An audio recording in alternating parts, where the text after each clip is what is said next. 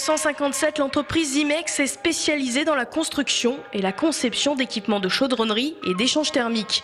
Basée à Sarre-Union, la PME alsacienne compte près de 120 salariés et peut se targuer d'être leader de son secteur grâce à ses relations clients et ses installations clés en main. Des échangeurs, Imex en fabrique différents types, différentes sortes, qui sont destinés au domaine pétrolier, au domaine d'économie d'énergie, à la pharmacie. Et de plus en plus, on nous demande de fabriquer des échangeurs qui résistent à des températures et des pressions très importantes. À partir du moment où on s'ouvre un marché où les autres ne sont pas, où les autres n'ont pas la technologie, on a un coup d'avance sur les concurrents, c'est clair. Présente sur tous les continents, l'entreprise Imex réalise 70% de son chiffre d'affaires à l'export.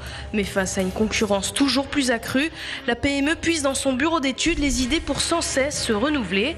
Dernier projet en date, l'échangeur du futur, un échangeur industriel haute pression et haute température, plus compact. L'échangeur qu'on est en train de mettre au point, c'est une extension de l'échangeur à plaques qu'on fabrique depuis une vingtaine d'années. On était les pionniers dans ce type de technologie, notamment avec le soudage laser. Et l'échangeur à plaques, aujourd'hui, on essaye de le pousser dans ses dernières limites et ses derniers retranchements en termes de pression. Donc on a des applications jusqu'à 100 bars de pression de service, ce qui est énorme pour ce type d'appareil, ce type d'équipement. Et aussi sur des hautes températures.